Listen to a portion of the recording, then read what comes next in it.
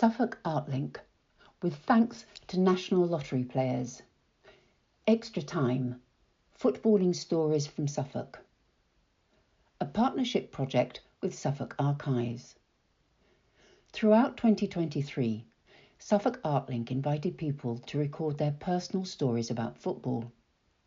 Contributors talked about witnessing championship-winning goals, the joys of the supporters' coach, and the loneliness of a groundsman during lockdown. There was even a marriage proposal or two. We would like to thank all our contributors, and also John at Chronicle Digital Storytelling for his support, advice, and inspiration. What we remember. Nick was just 7 years old when his dad took him to his first football match, and although he's been to many matches since then, he'll never forget the raw emotion of being a fan for the very first time.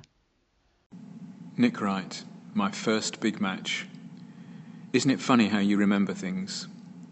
I did some fact-checking before telling this story about the first top-flight football game that I attended, and learned that, contrary to my memory, a goal did not come from a cross from the halfway line and was not scored by Mick Mills. I'll come to the facts later, but let me start at the beginning. In April 1969, I was 7 years old and my interest in football was growing. I played football in the playground before school, during breaks and at dinner time. I also read the football reports in the newspaper.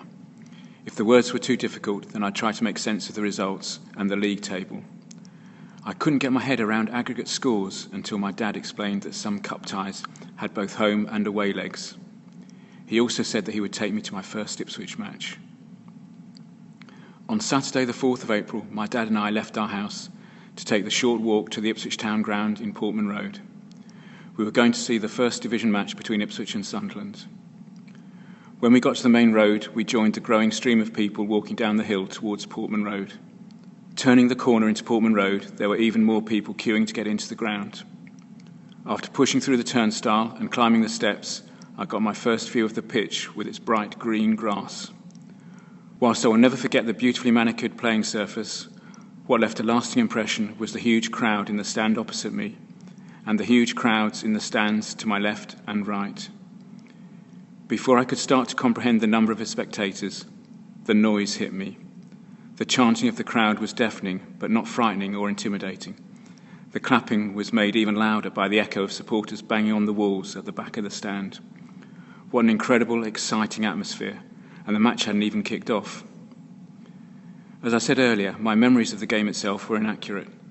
The town won with the only goal of the game. Ron Wigg, not Mick Mills, turned the ball into the net from a corner, not across from the halfway line. I expect, but cannot be certain, this was the first time I heard the Ipswich supporters goad their opponents with the chant, 1-0 and a long way home.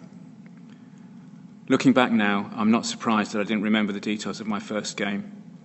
I've seen a lot of football matches since and cannot remember many of them, but what drew me into the beautiful game was the sheer number and volume of passionate supporters. I still get a tingle in my spine whenever I go to a match at Portman Road, but it will never compare to the raw emotion and the excitement of being a fan for the first time.